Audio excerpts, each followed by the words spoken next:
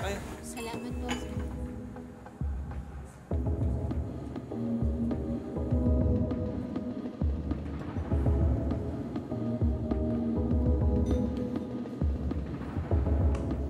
Annalyn! Annalyn!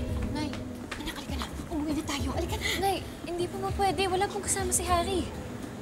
Pasundo ko na lang siya sa driver, anak. Tara na, hatid ko na kayo. Eh, tay, paano po si Harry? Annalyn, bakit ba ang kulit mo? Ikaw na nga itong iniingatan, tapos ikaw pa itong pasaway. Halika na, umuwi na tayo. Nay, hindi po ako nagpapasaway. Kawawa po si Harry. Tsaka pinuntahan ko po si Harry kasi gusto ko pong malaman kung kinikita po ba siya ni Doc Carlos at kung nasa po si Doc Carlos. Ano sabi ni Harry? Nakipagkita ba sa kanya si Carlos? Ano, anak?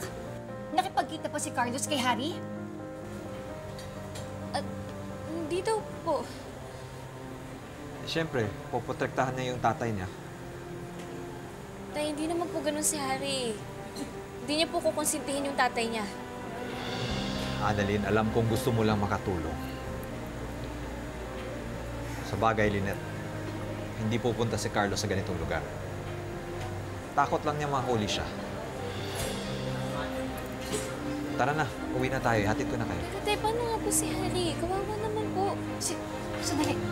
Si Carlos. Si Carlos, ayun o! Tumakbo palabas! Sundan ko lang, Lynette. RJ, wag na! Tumawag tayo ng pulis!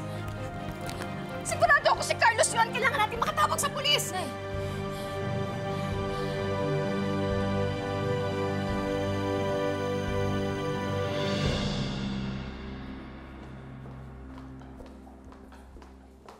Justin!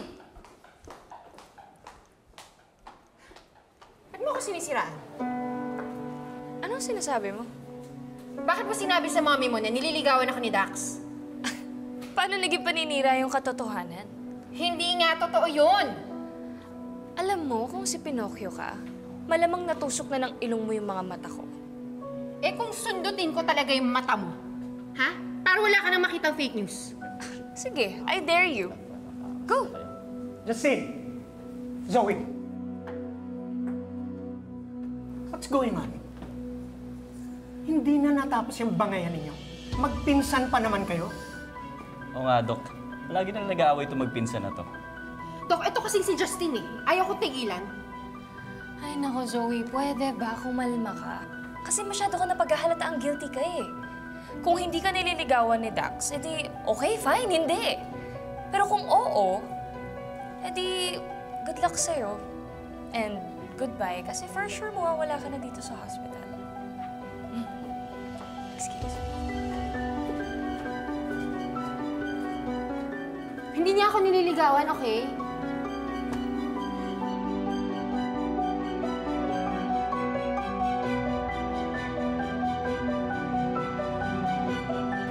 Ma'am Lynette, hindi po namin nakita si Doc Carlos. Na naman? Eh kung alam ko lang na hindi niyo mahahabol si Carlos, edi sana ako na lang mismo humabol sa kanya. Palpak na naman kayo. Palagi na lang kayong ganyan sa trabaho ninyo. May ayusin niyo naman yan. Ma'am, sigurado ba kayo na si Doc Carlos po yung nakita niyo?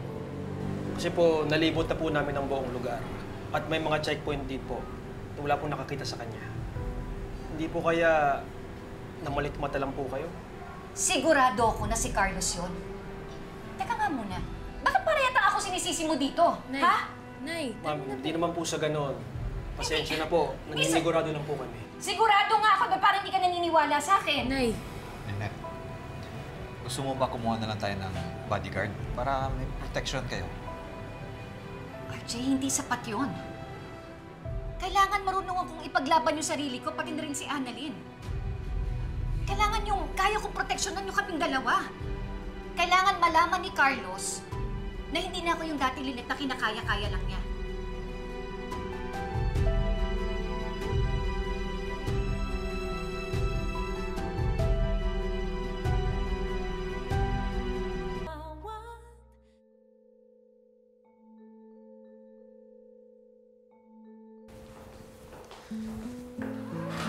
Thank you, Ben.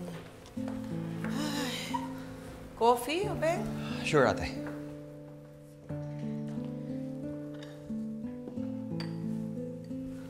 nako. Wala na nga yung Carlos na yon. Pero hindi pa rin tinitigilan ng kriminal na yun si Lynette. Mabuti wala siyang ginawa kay Annalyn kagabi. Siguro nga dahil maraming tao sa bar. Alam mo ate, I don't know what to do anymore to protect them. Thank you, ate. Well, gusto mo ako na kumausap kay Lynette about the bodyguard. Kukumbinsihin ko siya. Huwag na, ate.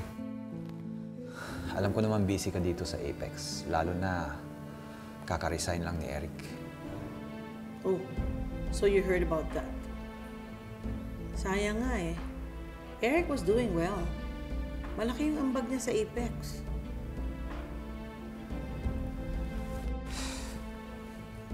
Oh, bakit ganyan ang reaction mo? I don't trust him, ate.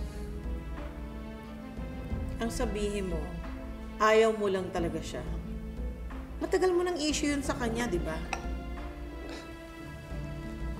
I don't like it that he's meeting board members behind our back.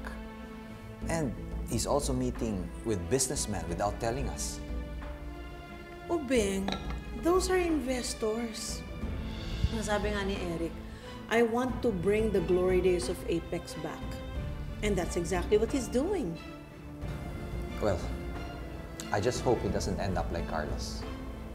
Akala mo mabait, pero may sungay palang itinatago. O Beng, Eric is a good guy. He only wants what is best for us, for Apex. Hindi siya katulad ng asawa mong doble cara. He's definitely not like Moira. Okay?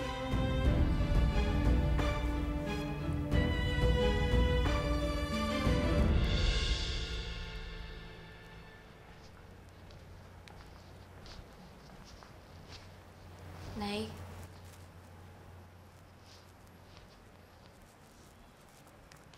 Nay, sorry po sa kagabi. Pinuntahan ko lang naman po si Harry kasi naawa po ko sa kanya eh. Naisip ko po, wala na po kasi talaga siyang pamilya. Anak, naiintindihan naman kita. Pero sana, isipin mo din yung sarili mo. Selfish na kung selfish, pero buhay mo ang pinag-uusapan natin dito.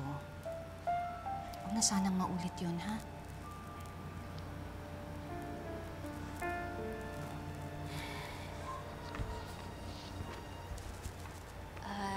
Nay,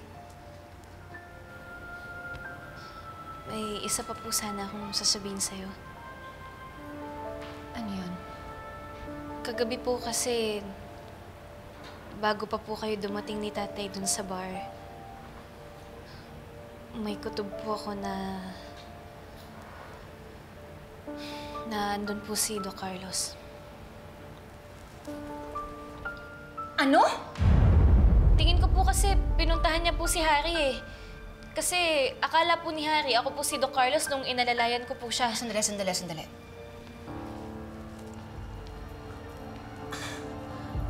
Ang ibig mong sabihin, may kutob ka na nasa bar kagabi si Carlos, pero hindi ka pa rin umalis? Sorry, Nay. Hindi ka ba nag-iisip? Annalyn, hindi ba